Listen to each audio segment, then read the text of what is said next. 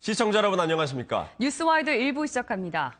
어제 광화문 광장에서는 제20차 촛불 집회가 열렸습니다. 박근혜 전 대통령에 대한 만장일치 탄핵안 인용에 대해 촛불의 승리라면서 자축했습니다. 연장현 기자입니다. 촛불 집회 참가자들의 환호성과 함께 폭죽이 밤하늘을 수놓습니다. 어제 서울 광화문 광장에서 제20차 촛불 집회가 열렸습니다. 집회 참가자들은 본 집회 전부터 변장 퍼레이드를 펼치면서 열기를 더했습니다. 광화문 광장을 가득 메운 촛불 집회 참가자들은 탄핵 인용을 촛불의 승리로 선언하고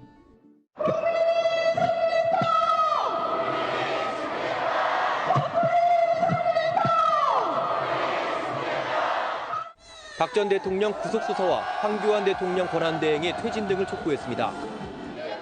저녁 6시 반부터는 청와대와 총리 관저 인근 그리고 종로 일대를 거치는 경로로 나뉘어 행진이 진행됐습니다. 지난 10월 말부터 5달 동안 계속된 촛불 집회는 촛불 승리 축하 콘서트를 끝으로 대단원에 막을 내렸습니다. 당초 우려됐던 태극기 집회 참가자들과의 물리적 충돌은 다행히 발생하지 않았습니다. 주최 측은 주말 촛불 집회를 마무리하되 세월호 참사 3주기 등 주요 사안이 있는 경우 집회를 열겠다고 밝혔습니다. MBN 뉴스 연장현입니다. 박근혜 전 대통령의 지지자들도 서울 도심에서 대규모 태극기 집회를 열었습니다. 집회 참가자들은 탄핵 무효를 외치며 도심을 행진하기도 했지만 그제와 같은 큰 물리적 충돌은 없었습니다. 김현 기자가 보도합니다. 서울 덕수궁 대한문 앞과 서울광장 일대가 태극기 물결로 가득 찼습니다. 탄핵 선고 이후 첫 주말, 박근혜 전 대통령 지지단체들은 탄핵 무효를 주장하며 대규모 태극기 집회를 열었습니다. 집회 참가자들의 가슴에는 법치주의의 죽음을 의미하는 검은색 근조 리본이 달렸습니다. 이 나라의 법치주의는 죽었다! 죽었다! 다음에 우리의 목표를 말합시다. 제2의 건국 투쟁에 나가자! 나가자! 집회 참가자들은 을지로와 명동 등 서울 도심 일대를 가로지르는 행진에 나서기도 했습니다.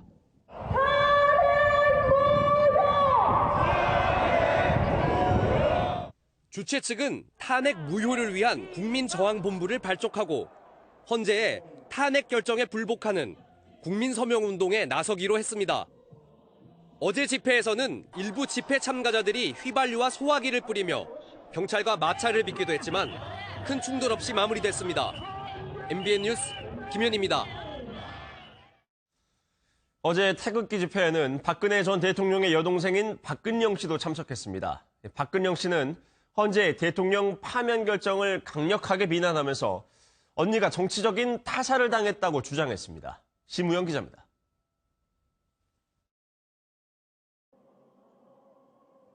태극기 집회의 모습을 드러낸 박근영 전 유경재단 이사장. 박 전 이사장은 집회 참석에 앞서 탄핵 반대 집회 도중 숨진 박 전 대통령 지지자의 분향소에 들렀습니다. 자유대한민국을 지키고 애국의 피다 그렇게 생각하고 있습니다. 이 자리에서 박 전 이사장은 헌법재판소의 탄핵 인용을 예상치 못했다며 정당성이 부족한 정치적 타살이라고 주장했습니다. 또 북한을 이롭게 하는 사드 반대자들이 대통령이 되는 것이 오히려 내란죄라고 주장하기도 했습니다. 박 전 이사장은 언니인 박 전 대통령이 사저로 오면 만나볼 계획이라며 어린 시절 언니와 함께 보냈던 이야기를 꺼내며 눈물을 흘렸습니다. MBN 뉴스 심우영입니다. 태극기 집회에서 경찰 버스를 차벽에 밀어붙이다가 집회 참가자를 숨지게 했던 남성이 결국 경찰에 붙잡혔습니다. 이 남성은 대형 스피커가 사람을 덮칠 줄은 몰랐다면서 후회했지만 이미 때는 늦었습니다. 배정훈 기자입니다. 그제 오후 서울 안국역사거리 태극기 집회 현장입니다. 차벽을 밀지 마십시오. 차벽을 절대 밀면 안 됩니다. 버스가 경찰 차벽에 마구 부딪히고 집회 단상에서는 차벽을 밀어붙이라는 소리가 들려옵니다. 버스 위에 탄 남성은 계속하라는 듯 연신 불끈 쥔 주먹을 앞으로 흔들어댑니다. 계속해서 버스가 부딪히자 차벽 뒤에 있던 대형 스피커가 조금씩 흔들거리더니 떨어져 아래에 있던 집회 참가자를 덮쳤습니다. 스피커에 깔린 72살 김모 씨는 급히 인근 병원으로 옮겨졌지만 숨졌고 경찰 버스를 빼앗아 차벽으로 몰아붙인 장본인인 65살 정모 씨는 어젯밤 경찰에 붙잡혔습니다. 정 씨는 경찰 조사에서 버스를 몬 것은 맞지만 스피커를 떨어뜨릴 의도는 없었다고 진술했습니다. 경찰은 폭행치사 등의 혐의로 정 씨에 대한 구속영장을 신청했습니다. 이 밖에도 경찰 버스를 부수고 취재진을 상대로 폭력을 휘두르는 등 격앙된 집회 참가자들의 불법 행위는 곳곳에서 벌어졌습니다. 경찰은 폭력을 행사한 집회 참가자들을 추적해 엄정히 수사해 나갈 방침입니다. MBN 뉴스 배정훈입니다. 파면을 당한 박근혜 전 대통령이 사흘째 침묵하고 있는 가운데 이르면 오늘이나 내일 청와대 관저를 떠나서 삼성동 사저로 향할 전망입니다. 자세한 소식 취재기자 연결해서 알아보겠습니다. 강영구 기자, 청와대 분위기는 어떻습니까? 네, 제가 서 있는 이곳 청와대는 침통한 분위기가 계속 이어지고 있습니다. 헌법재판소로부터 파면을 당한 박근혜 전 대통령은 이 시각 현재 청와대 관저에 머물고 있습니다. 헌법재판소 판결로 충격이 여전한 것으로 전해지는 가운데 박 전 대통령은 사흘째 어떤 메시지도 내놓지 않으며 침묵하고 있습니다. 박 전 대통령 측 관계자는 여러 가지로 충격을 받아서 마음을 추스리는 데 시간이 걸릴 것 같다고 분위기를 전했습니다. 이에 따라 박 전 대통령이 관저를 떠나는 것은 이르면 오늘이나 내일로 예상되는 가운데 무게는 내일 쪽에 좀 더 실리고 있습니다. 오늘 아침에도 삼성동 사저가 정비를 이어가고 있다는 점, 그리고 야간에 이동하면 경호가 쉽지 않다는 점, 박 전 대통령이 떠나기 전에 참모들과 간단하게 인사를 나누려면 평일인 내일이 더 적합하다는 점 때문입니다. 다만 청와대는 최대한 서두르겠다는 입장이어서 오늘 관저를 떠나는 방안도 전혀 배제할 수는 없습니다. 또 박 전 대통령이 청와대를 나갈 때 어떤 형식이 될지도 관심입니다. 정상적인 퇴임이 아니다 보니 간단하게 청와대 참모들과 인사를 나눈 뒤 경호원들과 함께 차량으로 청와대를 빠져나가 삼성동 사저로 향할 전망입니다. 박 전 대통령이 나가고 나면 청와대 참모들의 거취 문제도 논의될 것으로 보입니다. 한편 청와대 주변에는 박 전 대통령이 청와대를 떠나는 모습을 담으려는 취재진들이 이른 아침부터 대기하고 있는 상황입니다. 지금까지 청와대 춘추관에서 MBN 뉴스 강영구입니다. 박 전 대통령이 4년 만에 돌아가는 집, 서울 삼성동 사저에서는 밤샘 보수 작업이 이어졌습니다. 현장에 취재기자 나가 있습니다. 안명욱 기자, 그곳 상황도 전해주시죠. 네, 저는 지금 서울 삼성동 박근혜 전 대통령 사저 앞에 나와 있습니다. 헌법재판소의 파면 결정으로 박 전 대통령은 이제 청와대를 나와 이곳으로 거처를 옮겨야 하는데요. 지난 4년 동안 사실상 사저가 방치된 만큼 각종 보수 작업이 진행 중입니다. 어제부터 보일러, 장판, 인터넷 설치 등 내부 시설 공사가 이뤄졌고 이르면 오늘 작업이 종료될 것으로 알려졌습니다. 오늘 새벽에도 사저에 불이 들어오면서 작업은 이어졌는데요. 약 1시간 반 전 흰색 SUV 차량이 사저에 도착했고 방금 나갔는데 내부 공사를 마무리하기 위한 인부들이 왔던 것으로 보입니다. 또한 청와대 직원들로 보이는 사람들이 드나드는 모습도 포착되기도 했습니다. 박 전 대통령의 짐을 옮기고 경호 상황을 파악하려고 온 것으로 보입니다. 경찰은 사저 주변에 병력 약 20여 명을 배치해 만일 사태에 대비하고 있습니다. 지금까지 박근혜 전 대통령의 사저가 있는 서울 삼성동에서 MBN 뉴스 안병욱입니다. 박근혜 전 대통령은 결국 최측근인 최순실로 인해 대통령 자리에서 물러나는 비극을 맞이하게 됐습니다. 최순실의 아버지 최태민 씨로부터 시작된 대를 이은 40여 년의 인연은 결국 이렇게 끝이 났습니다. 최은미 기자입니다. 손흔드는 박근혜 전 대통령 옆을 지키는 앳된 얼굴의 최순실. 유경수 여사가 서거한 직후 박 전 대통령은 최태민과 가까워지면서 그의 딸인 최순실과도 자연스럽게 인연을 맺었습니다. 특히 1994년 최태민이 사망하면서 최순실은 박 전 대통령을 가장 가까운 곳에서 보살피는 가족보다 더 가족 같은 존재가 됩니다. 2014년 청와대 문건 유출 사건으로 구속됐던 박관천 전 경정이 최순실에 대해 박 대통령의 오장육부라고 표현했을 정도입니다. 박 전 대통령 자신도 인정합니다.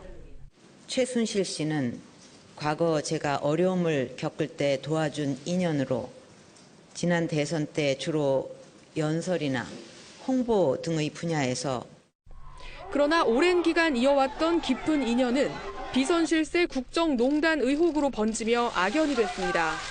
박 전 대통령은 헌법재판소에 보낸 서면 진술에서 사심을 내비친 적 없어 믿음을 가졌는데 돌이켜보면 그런 믿음을 경계했어야 했다는 후회가 든다고 털어놓았지만 이미 늦었습니다. MBN 뉴스 최은미입니다. 법원은 최순실 씨가 지인과의 면회를 허용해달라며 제기한 항고를 또다시 기각했습니다. 접견이 허용되면 최 씨가 증거를 인멸할 가능성이 크다는 이유였습니다. 김한중 기자입니다. 우울증이 있는데 외부에서 책도 전혀 못 받고 정말 살기 힘들다.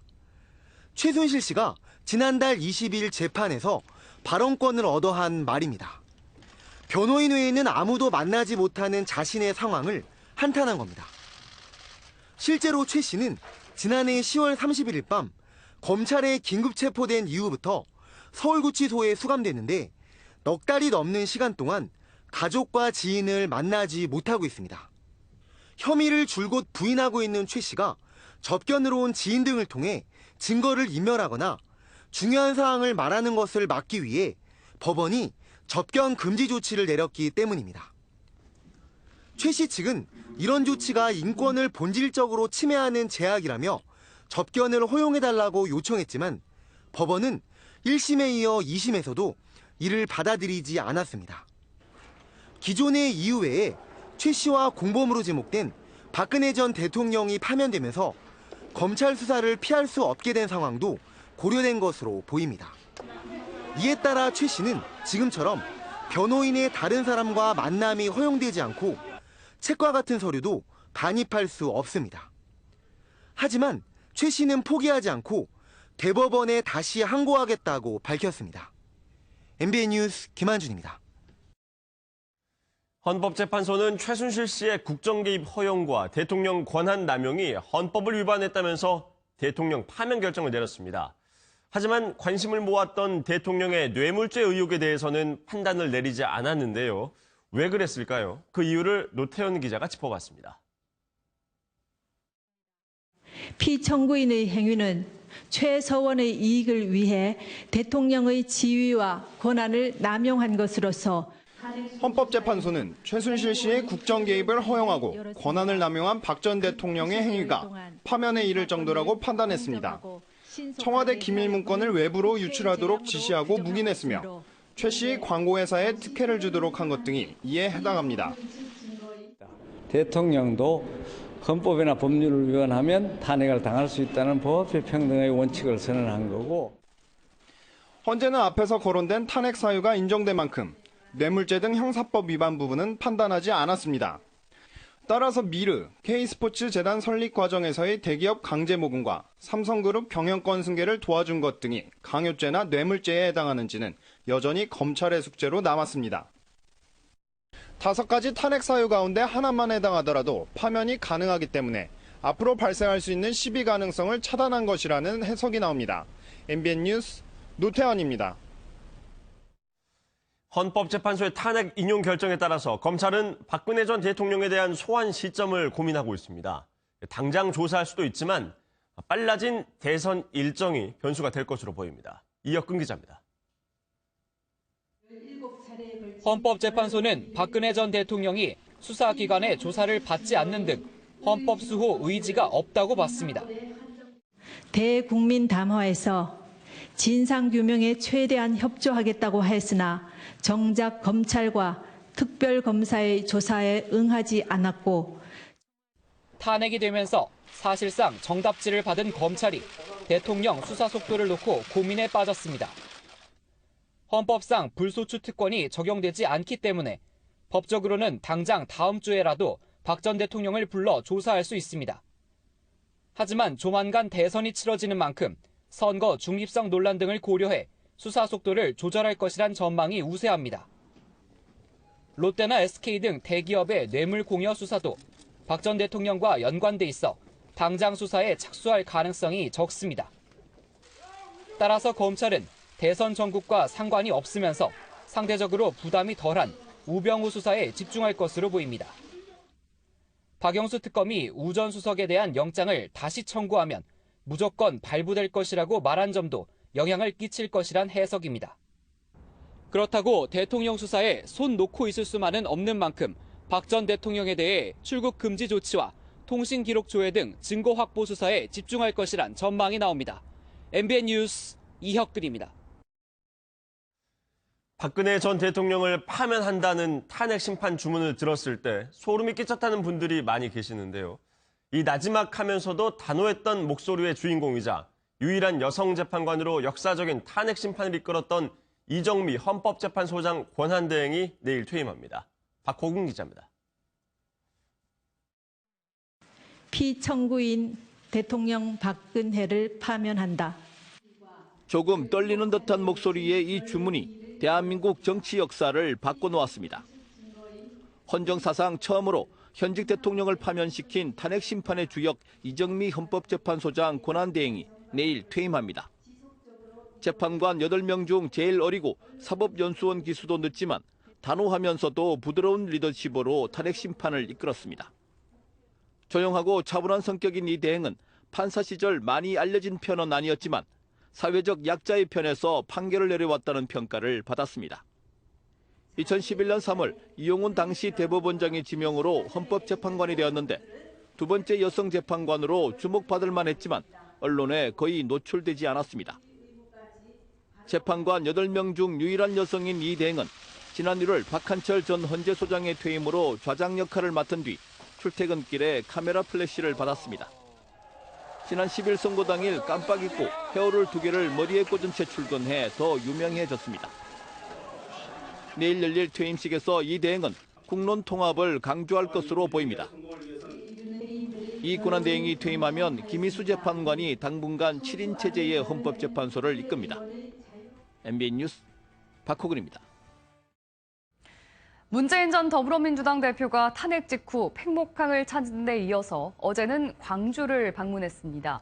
문 전 대표는 아직은 절반의 승리라면서 치유와 통합을 강조했지만 호남 일정이 유독 잦은 이유도 따로 있었습니다. 김문영 기자가 전해드립니다. 탄핵 후 처음으로 호남을 찾은 문재인 전 더불어민주당 대표는 치유와 통합을 강조했습니다.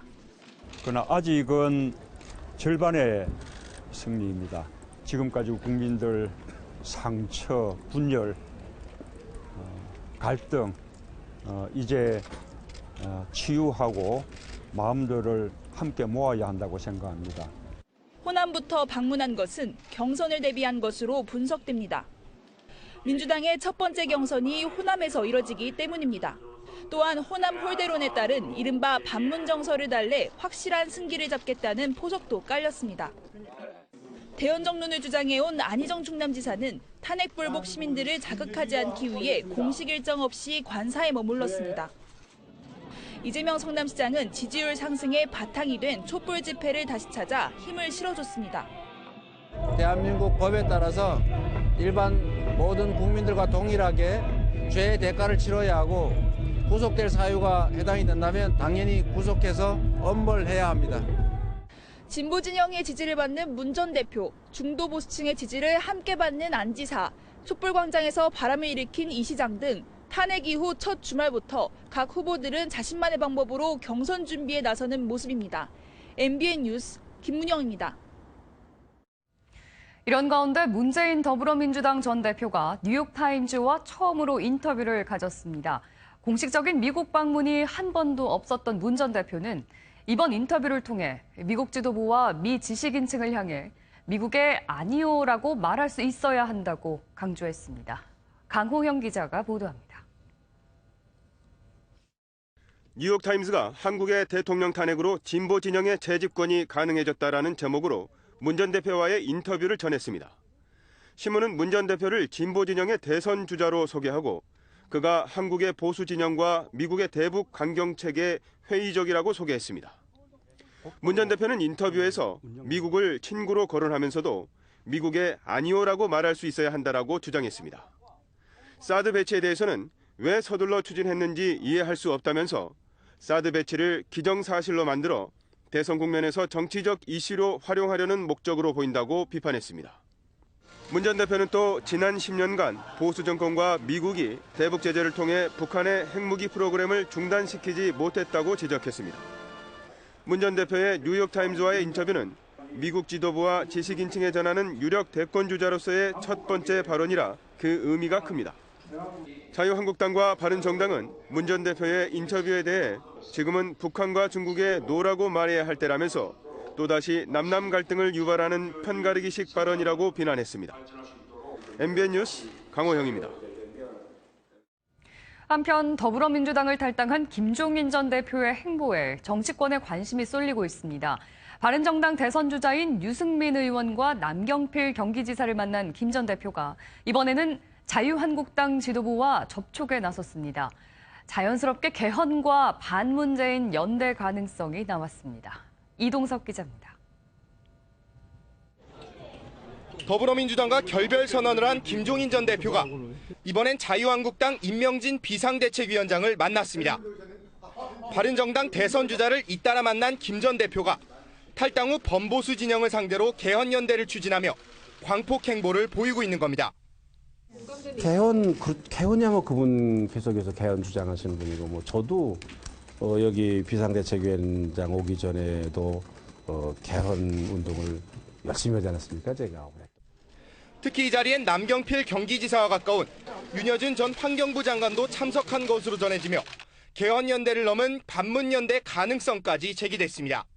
한다 뭐 그런 걸로 연대가 이루어지거나 불가능하다고 볼 수는 없겠죠. 이런 가능성 저런 가능성이 다 함께 있는 거 아닌가요 지금? 하지만 바른정당과 국민의당은 자유한국당 친박계와의 연대에는 부정적인 입장을 드러내고 있어 반문연대의 실현 가능성은 좀 더 지켜봐야 할 것으로 보입니다. MBN 뉴스 이동석입니다. 탄핵 정국이 마무리되면서 대선 정국으로 들어가게 됐습니다. 이제 관심은 누가 대통령이 될까인데요. 탄핵 직후 실시한 MBN 긴급 여론조사에서는 문재인 전 더불어민주당 대표가 당내 경선에서 독주 양상을 보였습니다. 주진희 기자입니다. 탄핵 전국 내내 지지율 1위를 달린 문재인 전 대표. 차기 대통령이 되기 위한 첫 관문은 더불어민주당 내 경선 통과입니다. 박근혜 전 대통령 탄핵 직후 실시한 MBN 긴급 여론조사에서는 순항을 예고했습니다. 민주당 경선 참여 예상자 중 52.7%가 경선 1차 투표에서 문 전 대표를 지지한 겁니다. 안희정 충남지사는 22.5%, 이재명 성남시장은 21.9%로 각각 2, 3위를 차지했습니다. 두 사람의 지지율을 모두 합쳐도 문 전 대표가 앞서는 결과입니다. 한 달 전 지지율보다도 1.9%포인트 상승해 실제 경선에서 과반으로 이어질 경우 1차 투표에서 대선 후보로 결정됩니다. 과반을 얻지 못할 경우 이루어지는 결선 투표 가상 대결에서도 크게 앞섰습니다. 현재 1, 2위를 달리는 문 전 대표는 63.8%를, 안 지사는 28.4%를 기록해 이 또한 문 전 대표가 압도적으로 이깁니다. 한 달 전 13.5%포인트 차이보다도 확연히 더 늘어난 겁니다.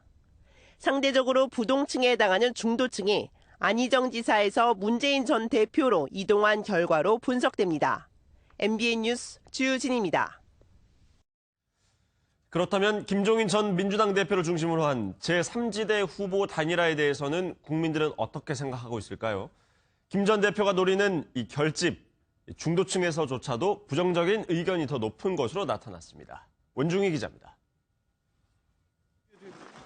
대세론을 굳혀가는 문재인 전 민주당 대표에 대항할 이른바 반문연대 후보 단일화에 대해 국민들은 곱지 않은 시선을 보내는 것으로 나타났습니다. 김종인, 안철수, 유승민, 김무성 등이 연대한 단일 대선 후보 선출에 대한 생각을 묻는 질문에 28%가 찬성, 56.7%가 반대한다고 답했습니다.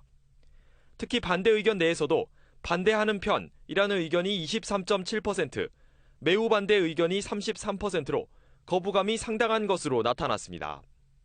김종인 전 대표는 중도층을 중심으로 보수층까지 껴안는 세력 결집을 노리고 있지만 정작 중도층조차 호응하지 않는 분위기입니다. 스스로를 중도 성향이라고 답한 응답자 가운데 찬성 의견은 30.9%인 반면 반대 의견은 57.2%에 달했습니다. 보수 성향의 응답자 가운데서도 반대 의견이 45.8%로 38.4%의 찬성 의견을 앞섰습니다. 하지만 국민의당 안철수 전 대표와 바른정당 유승민 의원의 지지자들은 단일화에 찬성하는 의견이 더 많아 대선 주자별로 차이를 보였습니다. MBN 뉴스 원중입니다. 이렇듯 탄핵 선고 이후 본격적으로 대선 국면으로 돌입하면서 대권을 향한 주자들의 발걸음도 더 빨라지고 있습니다. 국회 연결해서 자세한 분위기와 내용 알아보겠습니다. 이도성 기자. 네, 국회입니다. 오늘 문재인 더불어민주당 전 대표가 기자회견을 연다면서요. 네, 그렇습니다. 지지율 1위의 유력 대권 주자인 문재인 전 대표는 탄핵 이후 전국에 대한 자신의 생각을 밝힙니다. 오전 11시 민주당 당사에서 기자회견을 열고 이제는 우리 사회가 치유와 통합의 길로 나아가야 한다고 밝힐 예정인데요. 평화적인 촛불 집회에 대한 긍정적 평가와 함께 통합의 과정 속에서 적폐청산이 이루어져야 한다는 점을 강조할 것으로 보입니다. 안희정 충남지사는 오늘까지 공식 일정 없이 전국 구상에 몰두합니다. 안 지사는 탄핵 심판일부터 지금까지 선거 캠페인 없이 도정에 집중해왔습니다. 한편 어제 광화문으로 향했던 이재명 성남시장은 오늘 가계부채 공약을 발표하며 적극적 행보를 이어나갑니다. 국민의당 후보들은 별다른 일정 없이 조용히 주말을 마무리하는 가운데 정의당 심상정 대표는 국민주권시대 선포식과 대선 승리를 위한 워크숍을 열고 대권 행보에 박차를 가합니다. 범여권에선 남경필 경기도지사가 정운찬 전 총리와 기자회견을 열고 유승민 의원이 여의도 순복음교회를 방문하는 등 젠걸음을 걷고 있습니다. 더불어민주당의 대선 후보 경선이 아마도 본선만큼 치열할 걸로 예상되는데 2차 선거인단 모집이 곧 시작되죠? 언제부터인가요?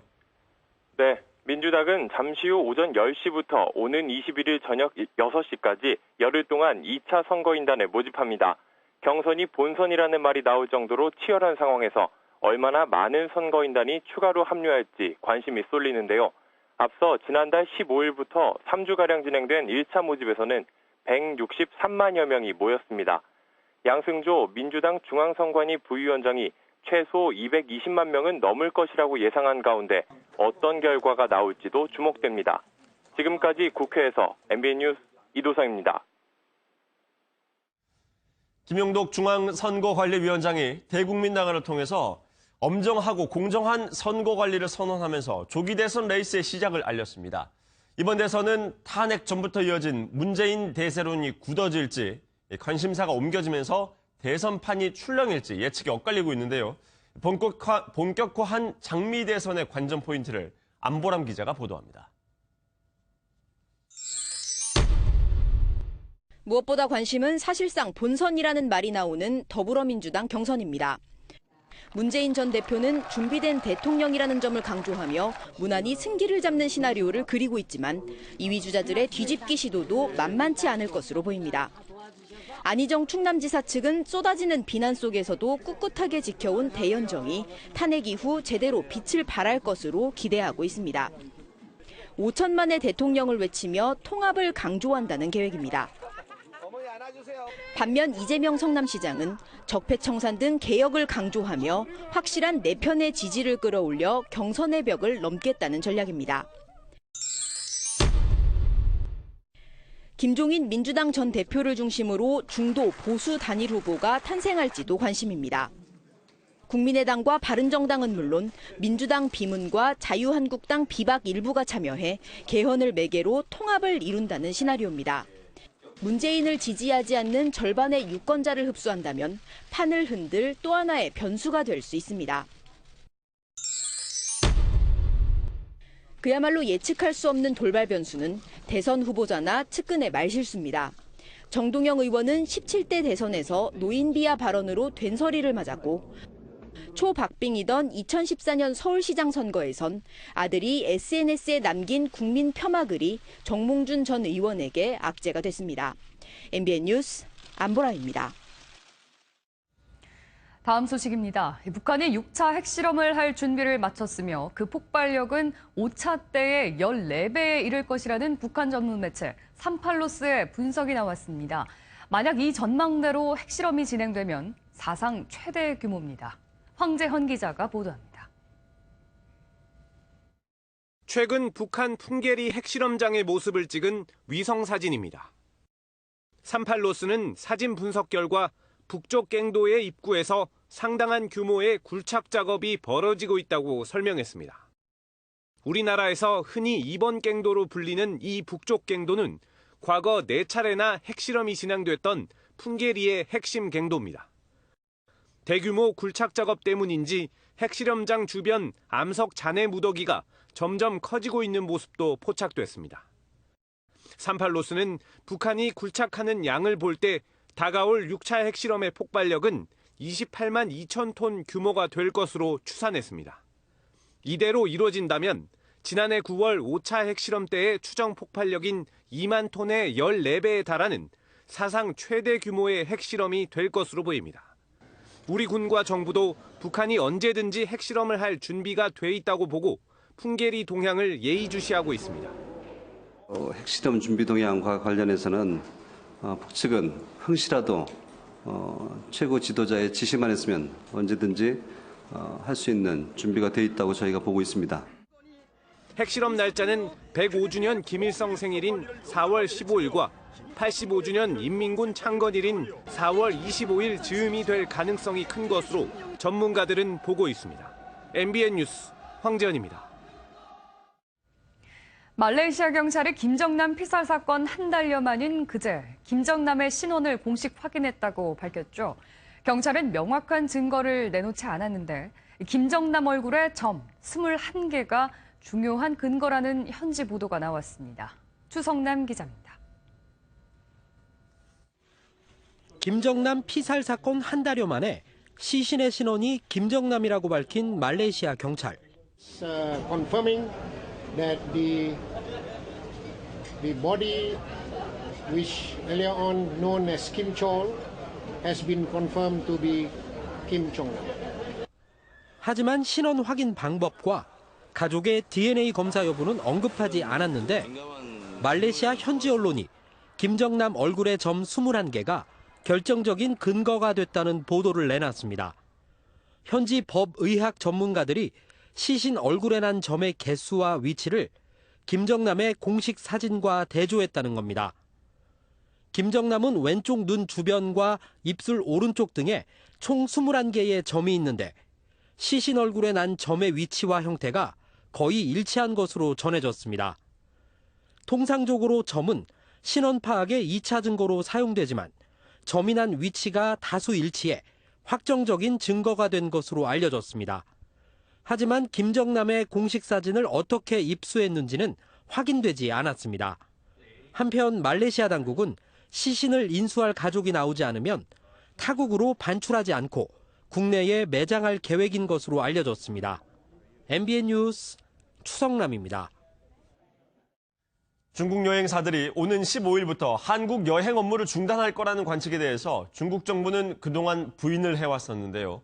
16일 이후 항공기와 크루즈선 일정이 속속 취소되는 가운데 어제 제주도에 도착한 크루즈선 승객 3,400여 명은 상륙 자체를 거부했습니다. 신동규 기자입니다. 중국 크루즈선이 자주 찾는 제주항 국제여객선 터미널입니다. 승객으로 붐볐던 모습은 찾아볼 수 없고 썰렁함만 가득합니다. 어제 제주도에 도착한 크루즈선의 유커 3,400명은 배에서 아예 내리지 않았습니다. 어떤 눈치를 본 것 같아요. 중국 기업이. 이게 와서 바로 전에 결정돼 버리니까 선사도 막 당황해가지고. 올해 제주항에는 중국 크루즈선이 530회 찾을 예정이었지만 오는 15일 이후에 예정된 420회는 모두 취소될 걸로 보입니다. 지금 90%가 중국계 크루즈 여객이다 보니까 타기 운영에 차질이 있어요. 유커의 발길이 끊기면서 제주항의 수입은 애초 예상치의 12% 수준까지 떨어졌습니다. 제 뒤로는 면세점을 새로 짓는 공사가 한창인데요. 지금 같은 상황이 이어지면 완공돼도 영업에 차질을 빚게 될 가능성이 큽니다. 항공업계도 비상입니다.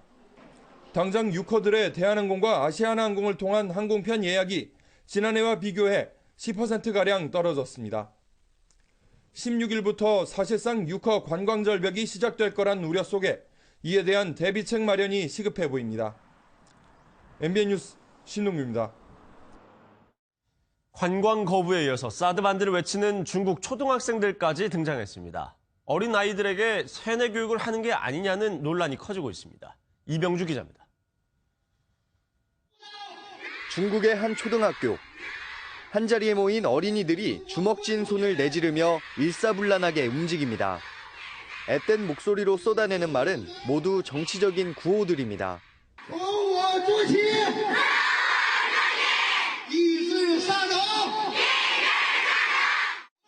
중국을 사랑한다는 구호까지 등장하는 이 영상은 중국판 트위터인 웨이보에 올라온 뒤 계속 확산하고 있습니다. 또 다른 초등학교에서는 롯데 관련 교육이 한창입니다. 롯데가 만든 과자 소비를 줄여야 한다면서 맞춤형으로 학생들에게 롯데 불매를 가르치는 모습입니다. 어린이까지 동원된 사드 보복에 대해 적절한 애국주의 교육이라는 주장에서부터 어린이들에게 지나친 세뇌 교육을 하고 있다는 목소리까지 중국 내 의견도 분분합니다. 중국 당국은 최근 롯데 관련 집회를 해산시키는 등 보복 수위에 대한 조절을 하고 있지만 이미 민간으로 퍼진 반한 감정은 당분간 확대될 것으로 보입니다. MBN 뉴스 이병주입니다. 어젯밤 서울 대림동에 있는 한 상가 건물에서 가스가 폭발하는 사고가 있었습니다. 반경 40m 주변 건물들 창문이 파손되고 엄청난 굉음과 일시정전으로 주민들은 불안에 떨어야 했습니다. 이수아 기자입니다. 요란한 비상벨 소리와 함께 건물 안에서 시뻘건 불길이 솟구칩니다. 어젯밤 11시 10분쯤 서울 대림동의 한 복합상가 건물에서 가스가 폭발하며 화재 사고가 났습니다. 일대 도로는 모두 엉망이 됐고 폭발의 규모를 보여주듯 이렇게 맞은편 건물 창문까지 모두 산산조각이 났습니다. 이 사고로 3명이 다쳐 병원으로 옮겨졌지만 다행히 위독하지는 않은 것으로 알려졌습니다. 하지만 주변 시민들은 폭발로 인한 굉음과 일시적인 정전으로 밤잠을 설쳐야 했습니다.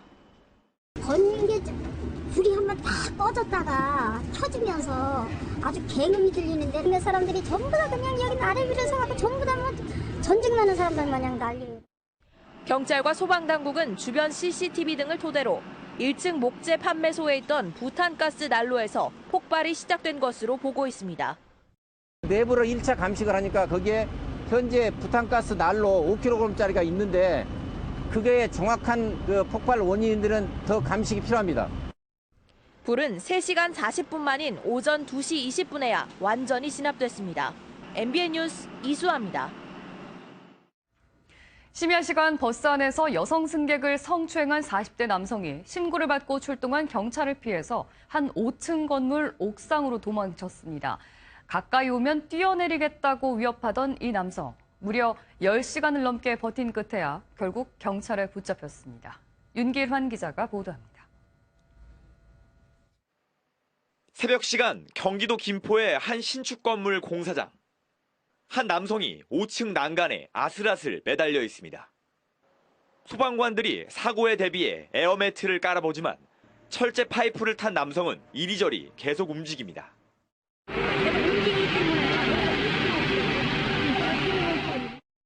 한 여성을 성추행한 48살 남모 씨가 신고를 받고 출동한 경찰을 피해 건물 옥상 위로 올라가 대치 중인 모습입니다. 이곳 건물에 올라오면 뛰어내리겠다고 경찰을 협박한 남 씨는 무려 10시간이 넘는 줄다리기 끝에 결국 붙잡혔습니다.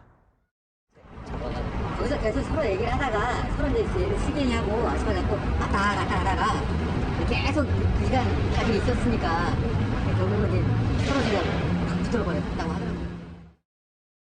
남 씨는 어제 새벽 1시쯤 서울에서 김포로 오는 광역버스 안에서 여성 승객의 치마 위에 손을 올려 성추행한 걸로 알려졌습니다. 친구가 성추행범 잡고 있다고 데려가라 그런데 이제 경찰 가니까 거절한 거죠. 경찰은 남 씨를 상대로 자세한 범행 경위를 조사한 뒤 구속영장을 신청할 방침입니다. MBN 뉴스 윤기란입니다. 어제 오전 서울대학교 시흥 캠퍼스 조성을 반대하는 학생들과 직원들 간의 충돌이 일어났습니다. 본관을 점거한 학생들을 기습적으로 끌어내는 과정에서 학생 2명이 구급차에 실려가는 등 부상자도 속출했습니다. 보도에 박수진 기자입니다. 학생 수십 명과 학생들을 끌어내려는 사람들이 한데 뒤엉켜 있습니다. 닥쳐요. 다리 닥쳐요. 153일째 학교 본관을 점거하고 있던 학생 수십 명을 직원 400여 명이 끌어내고 있는 겁니다. 학생들은 본관으로 재진입하려 시도했지만 직원들은 소화전으로 물을 뿌리며 막았고 이 과정에서 부상자가 속출했습니다. 그 가구가 파손이 되면서 가구 조각 때문에 이제 그걸 밟으신 분들은 발이나 다리 쪽에 부상을 많이 입으셨고, 그리고 이제 뭐 학생 한 명은 그 기절을 하셔가지고 앰뷸런스에 실려 가시기도 하셨죠. 서울대생들의 본관 점거 농성은 학교 측이 시흥 캠퍼스 조성을 본격화한 지난해 10월부터 시작됐습니다. 학교가 학생들의 동의도 없이 기업의 후원을 받아 시흥 캠퍼스를 조성하려는 것은 대학의 공공성을 훼손한다는 이유였습니다. 이번 사태에 대해 학교 측은 미리 통보한 이사를 진행하는 과정에서 생긴 마찰이라고 설명했습니다.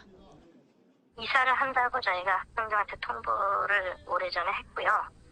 8일 날 제가 알기로는 메일과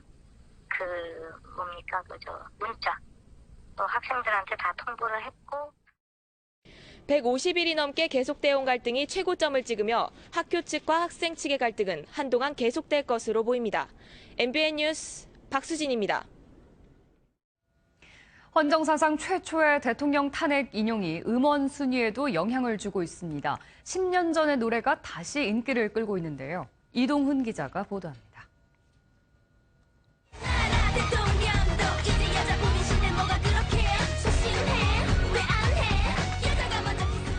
박근혜 전 대통령이 취임하고 4개월 뒤에 나온 걸그룹 걸스데이의 여자 대통령이란 곡입니다. 4년 전 노래지만 탄핵 영향으로 음원 순위가 급상승하며 1위에 올랐습니다. 소녀시대의 다시 만난 세계는 10년 전 노래지만 음원 순위 2위에 올라 화제를 모았습니다. 다시 만난 세계는 지난해 이화여대생들이 미래라이프대학 설립 추진에 반발해 본관 점거 농성을 벌이던 중 부른 적이 있는데 이번 촛불 집회를 통해 신세대 민중가요라는 별명을 얻기도 했습니다. 3위는 콜드플레이의 비바라 비다. 앨범 표지로 알 수 있듯이 프랑스 혁명에서 영감을 받은 곡인데 촛불 집회를 시민혁명으로 부르는 사회 분위기를 반영한 듯 팝송으로는 이례적으로 음원 순위 상위권에 올랐습니다.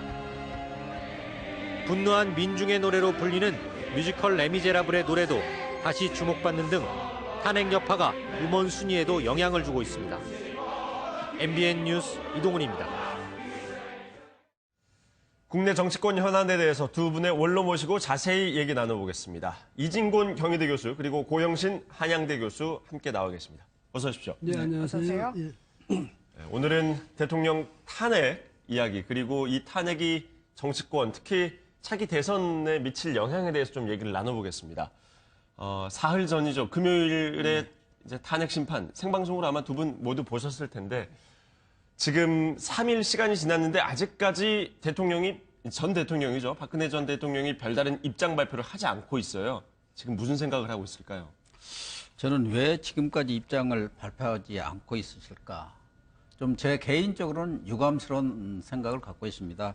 뭐 하나는 박근혜 대통령으로서는 아마 개인적으로 본인이 순수하게 나라를 위해서 한 일이고 또 설사 밑에 사람들이 잘못했다 하더라도 본인이 직접적인 개입한 게 아니고 불찰 말하자면은 그걸 좀 잘 간수를 하지 못했다 그런 정도 어떤 판단을 가지고 계신 것 같아요. 그렇기 때문에 이런 탄핵에 특히 8대0 만장일치 결과에 나온 데 대해서 심대한 심적인 충격을 받았고 그것을 좀 추스리는 시간이 필요하지 않겠느냐 그런 생각이 들고 또 하나는 앞서 말씀드린 대로 그러한 이유 때문에 대통령으로서는 이러한 탄핵 결과에 대해서 심적으로 마음으로 완전히 승복을 하고 있지 못하는 것 아닌가.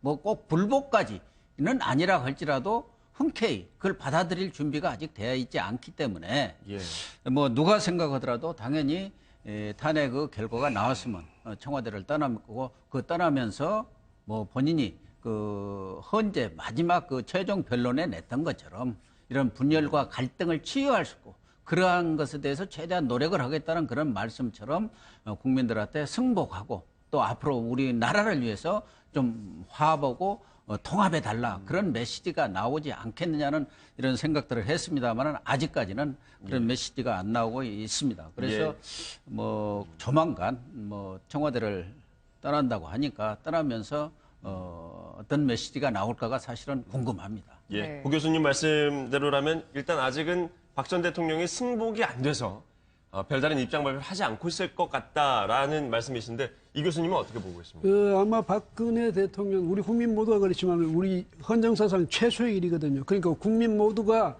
뭐 어떤 성격이든 간에 충격은 엄청스레 받았잖아요. 박근혜 대통령을 지지하는 측도 마찬가지지만 박근혜 대통령을 탄핵을 요구했던 측도 이제 실제로 탄핵이 되니까 현직 대통령이 법에 의해서 이렇게 이제 말하자면 이제 퇴임하게 되니까 거기에 대한 충격은 국민 모두가 같이 있을 겁니다. 그런데 특히 이제 박근혜 전 대통령의 경우는 아마 정말 이제 예상을 못했을 거예요. 근데 예상을 못한 이유는 자기는 떳떳하다는 생각 때문에도 그랬겠지만은 또 한편으로는 아마 주변에서 이 참모들이 기각적으로 계속 이제 희망을 불어넣어준 결과가 아닌가 이런 생각이 듭니다. 그래서 막상 탄핵이 결정됐을 순간에 아마 엄청난 충격을 받았을 겁니다. 그런데 그 자리에서 바로 기다렸던 듯이 국민에 대해서 어떤 의사를 표명한다면 자신으로서는 표명할 수 있는 게 하나겠죠. 나는 이해를 못하겠든지. 그런데 만약에 내가 여러분 기꺼이 승복하겠습니다 이런 말이 나왔다면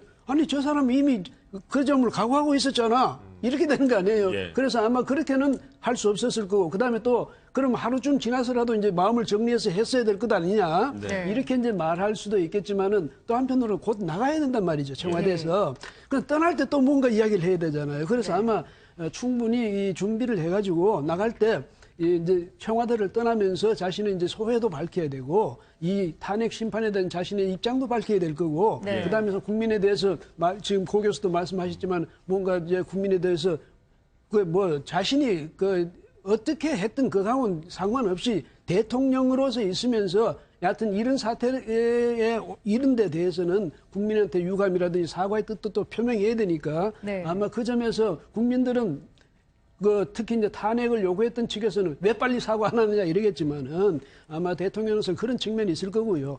불복을 하느냐 승복하느냐 이건 사실 문제가 안 되는 게 아니에요. 왜냐하면 이미 전직 대통령이 그러니까 이 10일 날 11시 21분을 기해서 이미 대통령이 아니게 된 거예요. 그러니까 승복하고 말고 할 게 없잖아요. 근데 그 점에서는 탄핵을 요구하셨던 분들이 저 사람 승복 안 하면 무슨 뭐 또 다른 생각을 하고 있는 것 아니냐 이렇게 이제 우려하실 필요는 없을 것 같고 아마 청와대를 오늘이든지 내일이든지 청와대를 떠나면서 아마 자신의 입장을 밝힐 거다 저는 그렇게 생각합니다. 저도 뭐 잠깐 좀 추가를 하면은 박근혜 대통령이 가장 아름다운 모습을 보인 건 2007년 경선 때입니다. 그때 이명박 대통령과 아주 치열한 경선을 벌였는데 당내 선거에서는 이겼어요. 근데 여론조사에 제가 꽉 패배를 했는데 그때 깨끗한 승복을 했거든요. 그럼 많은 사람들이 박근혜 전 대통령이죠. 그 당시에 엄청난 그 박수를 받았습니다. 패배하고도. 그렇기 때문에 지금 박근혜 전 대통령이 현실의 법정에서는 탄핵을 받았습니다. 그걸 인정해요. 그러나 역사의 법정은 다시 남아있는 겁니다. 역사의 평가, 늘 뭐 대통령이라든가 이런 분들 나는 역사를 보고 뭐 국정을 수행한다 이런 얘기를 하는데 대통령이 되기 전 과정. 말하자면 정정당당하게 적법 절차를 거쳐 대통령이 됐느냐. 두째, 대통령으로서 얼마나 훌륭한 역할을 수행했느냐. 또 두 번째, 세 번째, 대통령 퇴직 이후 과정. 이 세 개가 있는 겁니다. 그렇기 때문에 설사 대통령 재직 시에 일을 못했다고 하더라도 퇴임 후에 아주 평가받는 분들 많이 그 대표적인 분이 미국의 카터 대통령입니다. 그러니까 박근혜 전 대통령이 지금 생각해야 할 것은 역사의 법정에서 내가 어떤 평가를 받을 것인가 그 점을 생각하고 깨끗이 승복하면서 대통령으로서 품위와 품격 대통령으로서 어떤 절제된 모습 이런 것들 본인이 늘 주장했던 법과 원칙과 신뢰의 정치 이걸 보여주는 것이 말하자면 퇴임 후에 다시 박근혜가 살아날 수 있는 역사의 법정에서 살아날 수 있는 길이라고 보고 그런 점에 대해서 좀 박근혜 대통령이 넓은 그런 인식과 아량을 가졌으면 하는 생각입니다. 근데 이제 그 말씀하니까 제가 한마디만 덧붙이게 뭐냐면 2007년도에 그때는 그 정말 깨끗한 승복에 대해서 칼럼까지 써가지고 신문에 칼럼까지 써가면서 박수를 보냈는데 당시에는 이런 게 있어요. 뭐냐면 한쪽에는 패배할 경우, 한쪽에는 자기가 이길 경우 양쪽에 이제 수락 연설이라든가 아니면 이쪽에서 승복 연설을 넣어놓고 준비하고 있었던 거거든. 그러니까 바로 그 자리에서 꺼내가지고 깨끗한 승복을 말할 수 있었는데 이번엔 아까도 말씀드렸지만 전혀 자신은 이 탄핵이 될 거라는 예상을 하지 않았다는 거죠. 그렇기 때문에 정리할 시간이 필요한 거고 아까도 말씀드렸지만 만약에 반사적으로 여러분 저는 승복하겠습니다 이랬다면 오히려 저 사람 말이지 속으로는 뻔히 승복할 탄핵당할 가능성도 염두에 두고 있었으면서 그렇게 버텼냐. 그러니까 지지자들로부터 역효과가 날 수 있고. 지지자들이 아니라 또 지지자들은 물론이고 탄핵을 요구했던 측에서도 자신의 죄를 뻔히 알면서 저랬냐. 이런 또 그런 인상을 줄 수도 있단 말이에요. 그래서 이런 경우에는 반사적으로 그렇게 자기의 소회라든지 입장을 밝힐 입장은 아니지 않느냐. 저는 그런 생각이 듭니다. 네, 지금 당장의 불복의 의미는 아닐 것이다. 또 불복의 의미는 불복 자체가 의미가 없어요. 그다음 대통령이 만약 지금 나는 불복합니다 이래 됐을 때는 그럼 대통령을 지금까지 지지했던 분들이 아까 고 교수님 말씀 정말 잘하셨는데 그 깨끗하고 그냥 원칙 또 법치 이것을 계속 주장해 오셨던 분이 이제 우리 법적 절차에 따라서 내린 결정에 대해서 대통령으로서 국정을 이끌었던 대통령으로서 그 자체를 인정 못하겠다.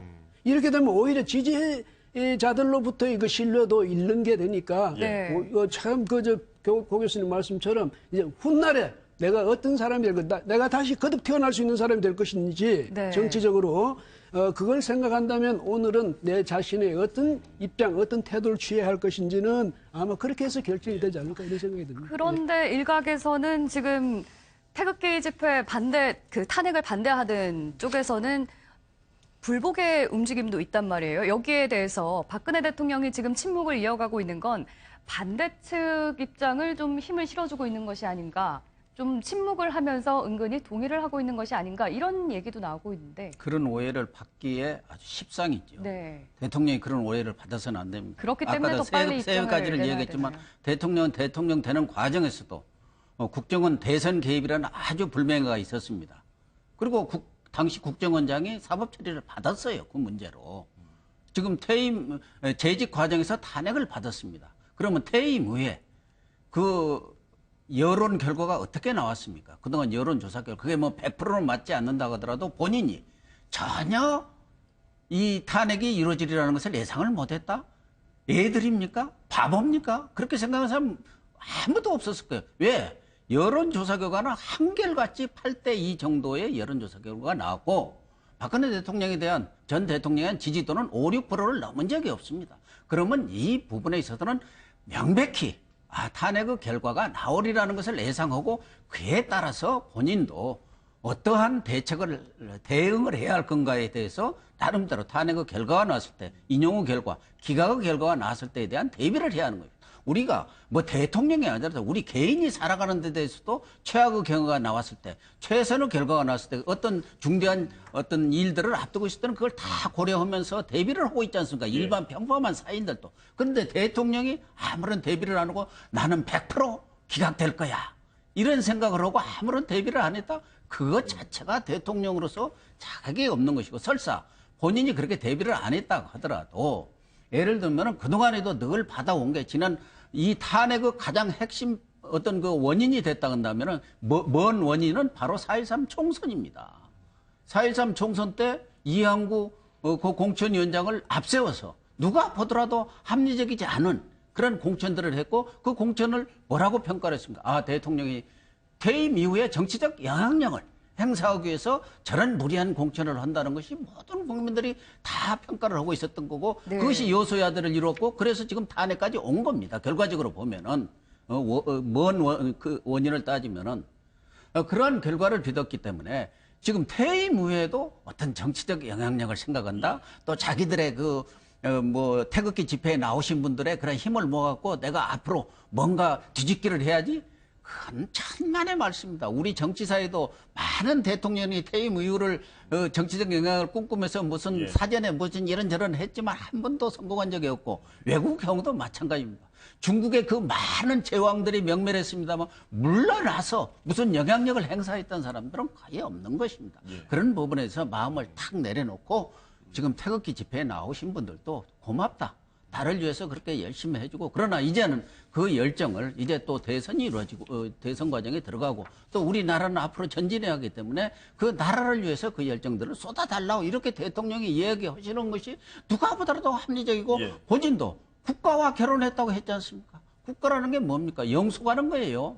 자기 뭐 일생에 자기 어떤 정치적 그런 영향력 때문에 왔다 갔다 하는 게 아닙니다. 국가와 국민은 영속하기 때문에 그런 점에 대한 깊은 성찰이 있어야 합니다. 네. 고 교수님 말씀대로 아마 박 전 대통령 입장에서 대응을 계속해서 고민을 하고 있을 것 같은데 왜냐하면 앞으로도 법적으로 아주 치열한 다툼이 또 예고가 돼 있지 않습니까? 계속 수사를 받을 테니까요.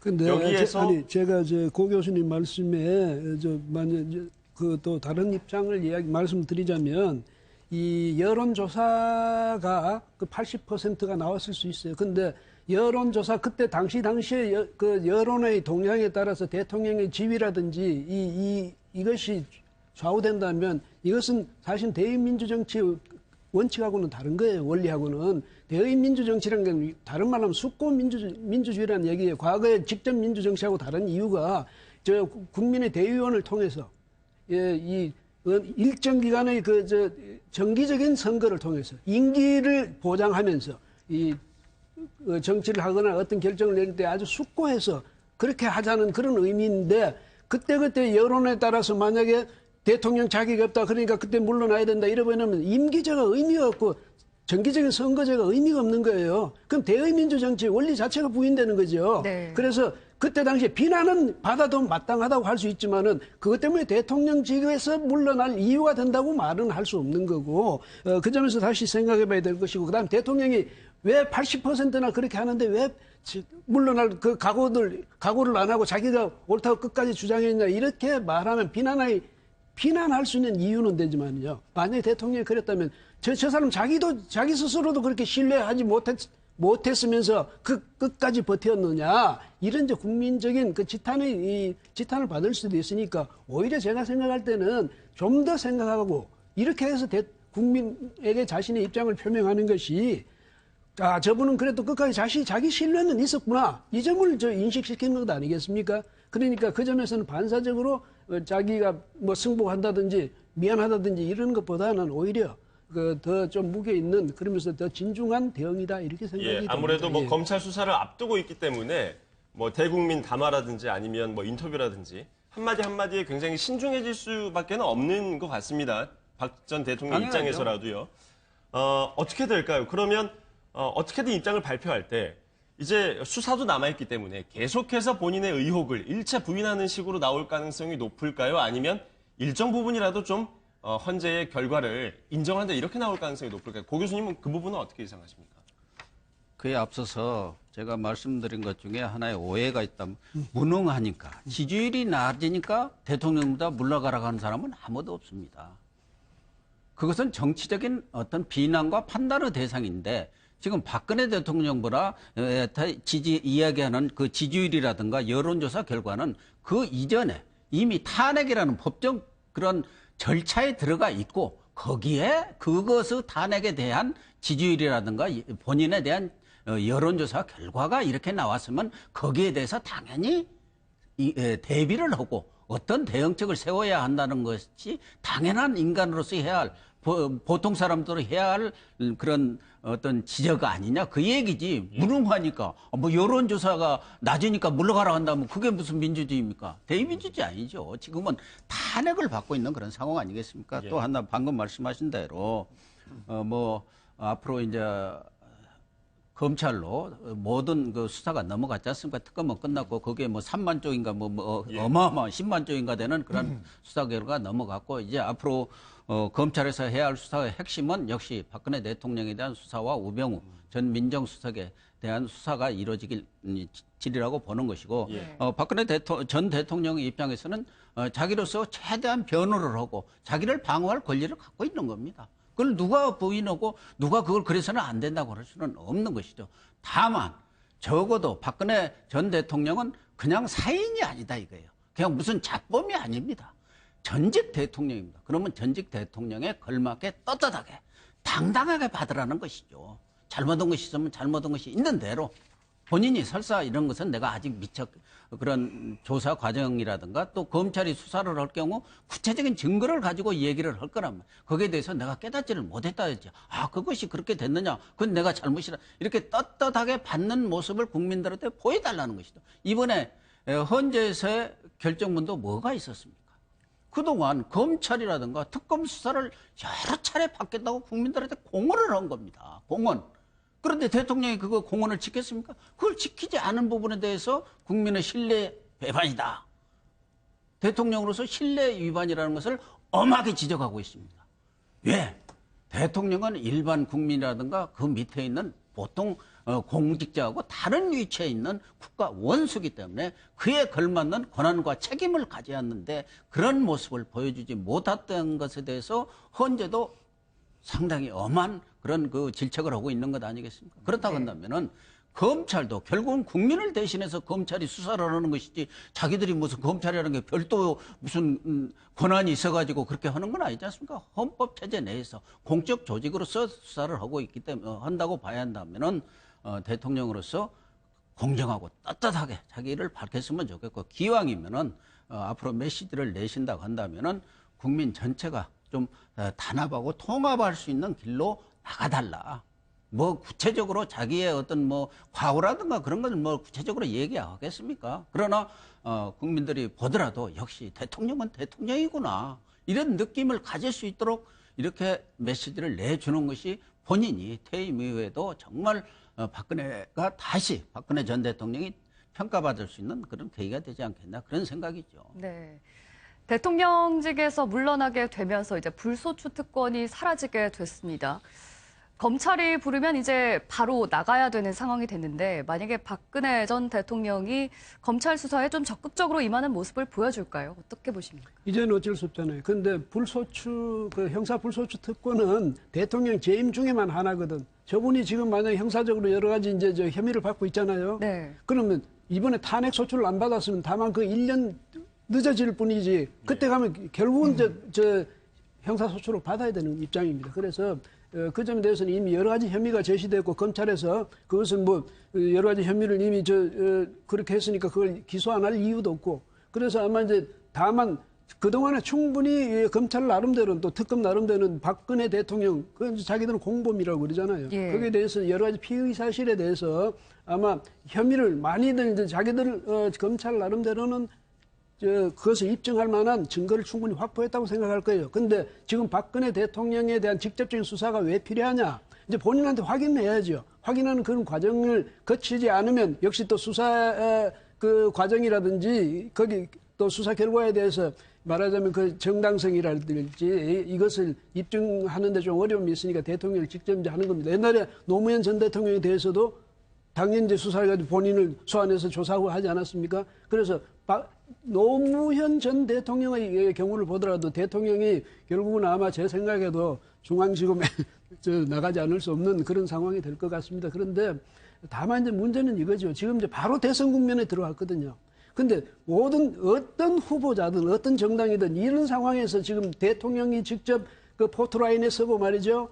거기다가 또 잡혀가고 만약에 그래 되면 대통령이 거기서 또 눈물을 흘리고 특히 여성 대통령이니까 이런 모습을 보이는 것이 아마 어떤 후보한테도 거의 유리하지는 않을 거예요. 특히 지금 뭐 선두를 달린다는 문재인 전 대표를 비롯해서 야권의 유력 이 후보들한 주자들한테는 그런 모습이 오히려 국민들 정서상에 이 대통령에 대한 그 전직 대통령에 대한 동정심을 유발한다든가 이렇게 되면 자기들 선거운동에도 상당히 역효과를 낼 거란 말이죠. 네. 그 점에서 보면 아마 야당이나 여당이나 여기에 대해서 수사를 강행하고 이렇게 하는 것에 대해서 참 상당히 부담스러울 거예요. 제 생각에는. 그렇다면 검찰이야 물론 그 법과 원칙에 따라서 분명하게 해야 된다는 걸 김수남 총장도 지금 계속 강조를 했지 않습니까? 했음에도 불구하고 어쨌든 그것을 전체 정치권의 입장을 도외시하고 바로 그렇게 강행한다. 이건 좀 생각이 어려울 테니까 아무래도 제 생각에는 이 수사의 강도라든지 그 시기라든지 이런 게 어쩔 수 없이 좀 늦춰지고 좀 그렇게 되지 않을까 제 생각은 그렇습니다. 그런데 이제 조기 대선이 얼마 남지 않았단 말입니다. 60일 안에 이제 대선을 치러야 되는데 만약에 검찰이 수사 속도를 늦췄다가 이 수사가 후보자가 다음 정권으로 넘어가게 되면 이것도 좀 부담이지 않을까요? 그렇죠. 그런데 다음 정권으로 넘어가면 이제 부담이 되지만 어차피 네. 지금부터 만약에 기소를 해서 재판을 하게 된다 하더라도 어차피 다음 정권으로 넘어가는 거예요. 그런데 이 다음 정권으로 넘어가는 것이 그 정권이 부담이 된다는 말은 현 정권에서 그러면 황교안 권한 대행 체제 안에서 유죄를 선고해 감옥에 넣으라는 그런 말밖에 안 될 것 아닙니까? 그게 이제 아까 제가 말씀드렸지만은 그것이 선거 국면에서 과연 지금 현재 그러니까 이제는 뭐 여야가 없지만은 현재 그 문재인 전 대표를 위한 더불어민주당이라든지 정의당이라든지 뭐 국민의당이라든지 또 뭐 바른정당 이런 측에 도움이 되겠느냐 이 말이죠. 그런 점에서 보면 이분들이 꺼리고 차라리 다음 정권에 가면 이제 뭐 오히려 그 정부를 새로 시작할 때 그게 이제 그런 뭐 어떤 역효과를 생각할 수 있지만 다른 한편으로는 사실은 제가 볼 때는 전직 대통령을 굳이 감옥에 넣어가지고 옛날에 무슨 뭐 독재자 이렇게 무슨 쿠데타를 일으켰고 국가 반란을 내란을 일으켰고 한 그런 분들의 경우에 준해서 이분을 굳이 감옥에 넣어가지고 옥살이를 시키겠느냐 그런 점에서 볼 때는 오히려 자기 정부가 들어서서 자기 대통령이 이분에 대해서 무슨 사면을 한다든지 이런 모습을 그런 모양새를 취함으로써 예를 들면 국민 대화 이것을 이제 전제해서 새 정부를 출범시키는 것이 더 모양이 좋을 수도 있다. 그런 판단도 할 수 있는 거예요. 예. 저는 좀 다른데요. 우선 하나는 법 앞에 모든 사람은 평등합니다. 그렇기 때문에 대통령이든 누구든 간에 수사 대상이 됐고 수사를 할 필요가 있으면 반드시 바로 시작하는 것이 원칙입니다. 그게 하나가 있고요. 두 번째는 과거 DJ 김대중 전 대통령도 그 후보 시절에 그 수사의 대상이 됐습니다. 뭐 30만 불인가 뭘 받았다 뭐 어쩌는 그런 문제로 뭐 기억이 나실 거예요. 그때 검찰총장이 DJ에 대해서는 수사를 중단을 했습니다. 왜? 대통령 후보이기 때문에. 그러나 박근혜 전 대통령은 대선 후보가 아닙니다. 대선 후보가 아니에요. 물러난 이제 하나의 민간인입니다. 그래서 이 부분은 어떤 선거의 어떤 쪽의 유불리라든가 이런 문제가 아닙니다. 뭐 또 어떤 쪽으로 유불리로 작용할지 알 길도 없는 거예요. 경우에 따라서는 오히려 구속이 되든 안 되든 뭐 그런 별개로 수사를 받는 것이 무슨 예를 들면은 뭐 보수 쪽에 또 유리할 수도 있고 또 야권 쪽에 불리할 수도 있고 그러니까 그는 유불리 문제하고는 전혀 다르다는 얘기 하나 말씀드리고 세 번째는 새 정부가 출범했을 때 부담을 덜어줘야 합니다. 말하자면 새 정부가 출범했을 때 박근혜 대통령이라는 그 말하자면 수사의 카드가 계속 존재하고 있으면 아주 부담스러운 거예요. 그렇기 때문에 새 정부한테 부담을 덜어준다는 차원에서 이걸 빨리 해야 하고 새 정부가 출범하더라도 국민 통합 차원에서 박근혜 대통령 전 대통령에 대해서 사면을 할 수가 없습니다. 우리 법이 그래요. 말하자면 헌법적 절차를 법적 절차를 다 거치고 나서 그것이 일정 정도의 그런 기간이 경과한 뒤에 말하자면은 이 대통령은 사면권이 행사할 수가 있어요.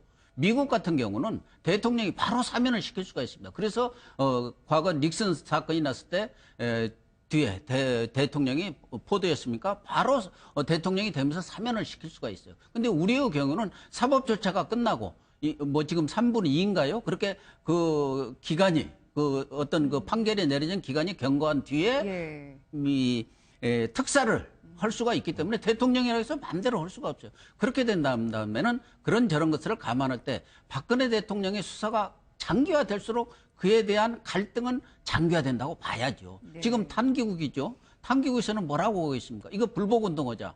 그래서 국민저항운동까지 발족하고 있는 그런 상황입니다. 그렇기 때문에 이런 부분에 있어서는 빨리 가급적이면 매듭을 빨리 짓는 것이 저는 옳다고 봅니다. 이제 탄핵 정국에서 말씀해 주신 대로 이제는 대선 전국으로 넘어가게 됐습니다. 이번 주부터 아마 본격적으로 이제 뭐 대선이 지금 아마 5월 초쯤이 되지 않을까 이렇게 많은 분들이 예상하고 있으니까요. 한 2달 남짓 남았는데 2달 지금 현재 뭐 부인할 수 없는 사실 중에 하나는 문재인 대세로는 아직까지도 아주 견고하지 않습니까? 지지율에서 나타나고 있으니까요. 이 2달의 시간 지금의 구도가 바뀌기에 충분히 시간이 남았다라고 보고 계신지 아니면 뒤집기 쉽지 않을 것이다 보고 계신지 먼저 이 교수님 말씀해 주시죠. 선거라는 것은 정말 그 역동적인 거거든요. 그 역동적인 과정이고 어느 날 갑자기 또 새로운 인물이 뭐 등장할 수도 있고 뭐 최근에도 보니까 이제 야권은 지금 참 구야권 지금은 똑같습니다만은 뭐 더불어민주당이라든지 특히 더불어민주당의 경우는 문재인 대세론이 아주 확고한 것 같아요. 그런 점에서는 글쎄 뭐 안희정 지사 또 뭐 이재명 시장이 도전은 이제 역동적으로 하고 있긴 합니다만은 그 벽을 넘기가 좀 상당히 쉽지 않을 것 같은 전망이에요. 어쨌든 거기는 이 중앙이 분명합니다. 기둥이 분명하게 형성돼 있고 이제 국민의당은 이제 안철수 손학규 대결 구도고 그다음에 뭐 김종인 전 그 더불어민주당 대표가 나와서 말하자면 아마 이분이 추구하는 바가 뭐 전국적으로는 비문연대, 뭐 그 중도 보수 대연합 뭐 이런 것을 생각하시는 것 같습니다만 구여권에 지금 사실은 보면 주자는 많습니다. 그런데 의미 있는 지지율을 가진 분은 지금 황교안 권한대행밖에 없는데 제 생각에는 황교안 권한대행은 이번에 출마를 할 수 있는 입장이 아니죠. 그렇다면 보면 이제 홍준표 지사 정도가 이제 지금 뭐 약간의 그것도 의미를 부여할 수 있는 지지도를 뭐 받고 있다 분위기가. 그런데 이제 또 나올 최근에 보니까요 무슨 뭐 남재준 전 국정원장도 지금 뭐 준비하고 있다고 그러고 곧 이러니까 이제 거기서 또 새로운 이제 주자가 등장할 텐데 과연 그야말로 득표력이 있는 그것이 인정받을 수 있는 새로운 스타가 탄생할 수 있을지. 만약에 그래서 새로운 스타가 탄생하지 못하면 아마도 문재인 전 대표가 상당히 유리한 고지를 선점하는 게 아닌가 이런 생각이 들고요. 근데 지금 시기가 이제 시간이 너무 없잖아요. 너무 없어서 정말 극적인 스타 탄생 이게 전제되지 않으면 구여권 이쪽에 또 어려울 거고 안철수 전 대표라든지 손학규 전 대표가 또 그런 쉽사리 그런데 양보할 것 같지도 않고 해서 만약에 그 비문 쪽이 분열된다면 뭐 당연히 더불어민주당이 아주 뭐 앞서가겠죠. 그 점에 대해서는 아마 더불어민주당이 속으로 쾌재를 부르고 있지 않을까 이런 생각이 듭니다. 보 교수님은 어떻게 보세요? 지금 두 가지는 명백하다고 봅니다. 문재인 대소론이 강고하다는 것. 또 하나는 기울어진 운동장.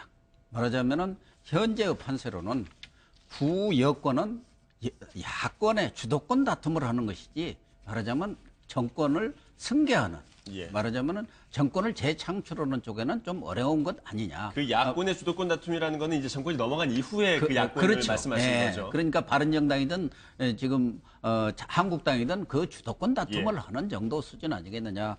그래서 뭐 구여권 내에서도 아까 남재준 전 국정원장도 얘기가 나왔습니다만 김병준 아시죠? 저 노무현 정부 때 교육부총리도 하시고 청와대 정책실장을 했습니다. 그때 문재인 전 대표가 비서실장이었대요. 또 지난번에 총리 지명자까지 되신 분인데 이분도 뭐 여권 쪽에서 상당히 대구 경북 지역이고 그래서 상당히 공을 들이고 있는 것 같아요. 내부적으로는 이런 분들을 내세우려 새로운 인물로. 그러나 아까 말씀드린 대로 두 가지 그렇게 점은 분명한 것 같다. 다만 선거라는 건 저도 뭐 11대 국회 때부터 정치부 기자를 했었습니다만 선거는 언제 어떻게 바뀔지 모릅니다.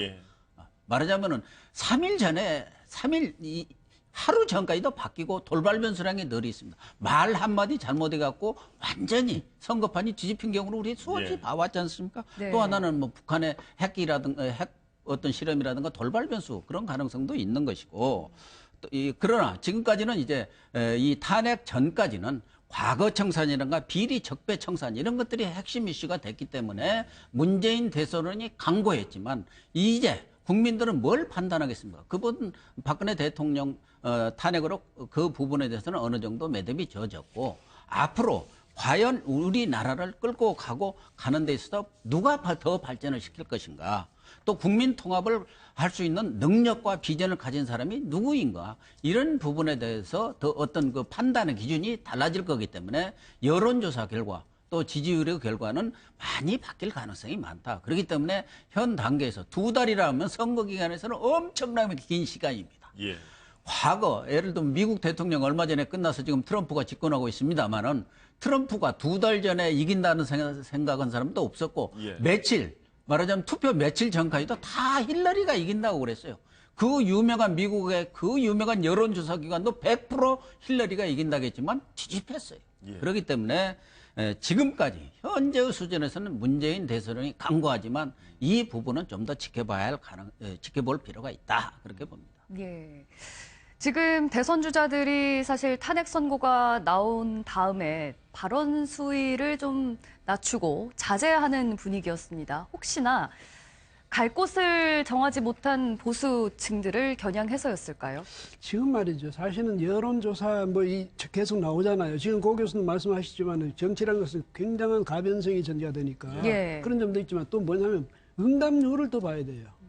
그래서 이제 그런 점에서 이 대답을 하지 않는 사람이 월등하게 많다면 그 여론조사의 결과도 신뢰성이 그만큼 떨어지는 거거든요. 예. 그다음에 그런 사람들은 되게 나 지금 이 상황에서 이야기하기 싫어 뭐 이런 사람도 있고 요즘 흔히 하는 말로 샤이 보수 뭐 이런 측도 있고 하니까 그런 점에서 의사를 지금 이런 격변기에는 내 생각을 정치적인 내 의사를 가능하면 그냥 숨기고 이 대세를 일단은 관망하는 그런 분위기도 많을 테니까요. 그런 사람들을 향해서 이미 대통령 탄핵이 결정돼 버렸잖아요. 네. 이후에까지 굳이 모진말을 한쪽에서는 모진말을 해가지고 이를테면 지금까지 어떤 향수나 정서가 박근혜 대통령에 대한 지지하는 그런 정서가 남아있는 그런 사람들한테까지 그 감정을 해집을 필요는 없잖아요. 그다음 반대로 또 대통령을 지지하는 척이 만약에 그런 후보라고 하더라도 계속 그걸 너무 지나치게 강조함으로써 국민의 일반적인 정서에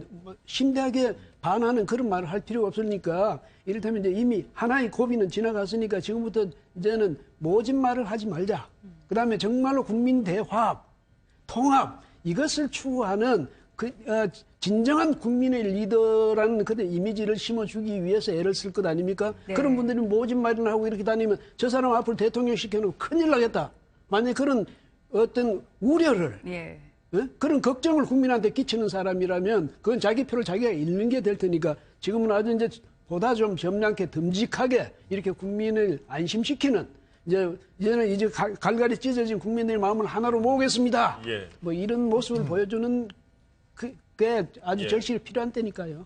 이제 어쨌든 이제 파면 결정이 이루어지고 났으니까 대선 일정이 확정이 되면서 이제 본격적으로 후보들 간의 정책 대결, 선전이 이제 펼쳐지지 않겠습니까? 그렇죠. 두 분께서 물론 이제 문재인 대소로는 부정할 수는 없지만 나머지 후보들 중에서 이 후보는 상당히 콘텐츠가 있는 것 같다. 좀 부상할 만한 가능성이 있는 것 같다라고 좀 마음속으로 생각하고 계신 후보가 있으시면 좀 말씀을 해줘 보시죠. 지금 본인이 뭐 대선 나가겠다고 말씀은 안 하셨지만 김종인 전 민주당 대표님이 어떤 본인도 뭐 킹메이커는 안 하고 안 하겠다는 얘기를 했습니다만은 강력한 대권 의지를 갖고 있는 것이 사실이고 지금 많은 정치 광폭 행보를 하고 있기 때문에 이분이 그런 어떤 빅텐트든 중텐트든 틀 칠 수 있는 가능성이 있다 한다면 한번 나서지 않겠느냐 그런 점에서 정치적인 성향이라든가 뭐 보수와 진보를 왔다 갔다 했느니 뭐 과거에 이런 것을 차치하고라도 국가를 운영할 수 있는 능력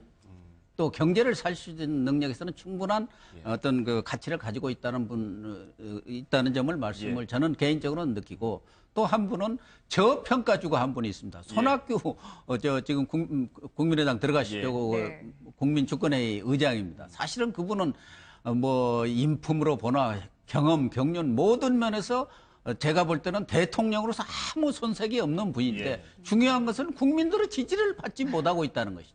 그 지지율이라는 거 우리 국민들은 또 뭔가 카리스마가 있고 뭔가 스토리가 있는 사람들을 원하다 보니까 그런 점도 있고 본인이 너무 도를 오랫동안 닦았어요. 강진에 내려가셔서. 정치 말하자면 복귀를 하려고 하면은 지난 4.13 총선 때 그때 뭐 김종인 대표도 내려라고 했지 않습니까? 그때쯤 내려와서 준비를 했어야 하는데 그동안 잊혀진 데다가 내려오자마자 또 이 최순실 국정농단 사태가 나면서 존재가 묻혀버렸어요. 그렇죠. 또 선거가 이렇게 또 빨라질지 이렇게 않았겠습니까? 그러니까 빨라지고 그래서 제가 본인한테도 그랬습니다. 아무리 대권 의지가 있고 모든 것을 갖췄다 하더라도 천시와 지리와 인하가 맞아야 대통령이 되는 겁니다. 또 그런 가능성이 없다고 하더라도 그런 길을 뚫어내는 사람이 바로 지도자입니다. 국가 지도자가 될 수 있는 길이 없는데 길을 만드는 사람이 지도자가 아닙니까? 하니까 많이 공감을 하시던데 그런 분 정도가 저는 뭐 가능성이 있는 분으로 보고 있습니다. 이 교수님께서는 어떻게 보세요? 글쎄, 왜냐하면 저마다 이제 시작하려는 분들 보고 제가 특정인 누가 이렇다 저렇다 뭐 그거는 하지만은 지금 보니까 그래도 만약에 이제 이분들끼리 만약에 단일 후보를 만들어내면 어쩌면 더불어민주당 측, 더불어민주당 측에서는 지금 이 문재인 전 대표가 가장 유력하지만 지금 아까 고 교수님도 말씀하셨지만은 안희정 도지사라든지 또 이재명 시장이라든지 아주 경쟁력을 지금까지 속단할 수는 없어요. 예. 근데 왜냐하면 이미 이렇게 돼버리면 그 이후에는 이제는 소위 이 통합 능력이라든지 이런 것까지도 같이 감안하게 될 테니까 문재인 전 대표로서는 그 점에서는 약간 오히려 불리할 수도 있다 이런 측면이 있는데 예. 여하튼 더불어민주당하고 대척점에 설 분들이 뭐 제 생각에도 지금 말씀하신 대로 김종인 전 대표라든지 손학규 전 대표. 근데 손학규 대표는 저도 참 안타까운 게 왜냐하면 그 좋은 대중 정치는 대중 속에 있어야 되는 것 아닙니까? 그렇죠. 옛날에 왕조 시대는 멀리 은거해가면서 때를 기다리지만 아니 세상에 이 바쁜 시대에 왜 가서 강진에 가서 그 산에서 몇 년 동안 그 좋은 시간을 다 허비하는지 그게 안타깝고. 근데 어쨌든 그렇고 그다음 안보라는 측면에서 보면 남재준 전 국정원장 그다음에 정책이라는 측면에서 보면 정운찬 또 김병준 아까 말씀하신 김병준 전 실장이라든지 또 정운찬 전 총리라든지 이런 분들이 정책적인 또 장점을 들고 나올 테니까 제가 볼 때는 만약에 이런 분들이 정말 이른바 제3지대 빅텐트에서 모여가지고 하나의 후보를 만들어낼 수만 있다면 이건 좀 게임이 되지 않을까 뭐 이런 생각이 들긴 하는데 참 우리 한국의 정치인들이 워낙 개성이 뚜렷해가지고 그렇게 그런 어우러져가지고 하나의 작품을 만들어낼 수 있을지 이거는 좀 지켜봐야 되겠죠. 예. 알겠습니다. 자, 저희가 오늘 두 분 말씀 여기까지 좀 들어봐야 될 것 같습니다. 오늘 말씀 잘 들었습니다. 고맙습니다.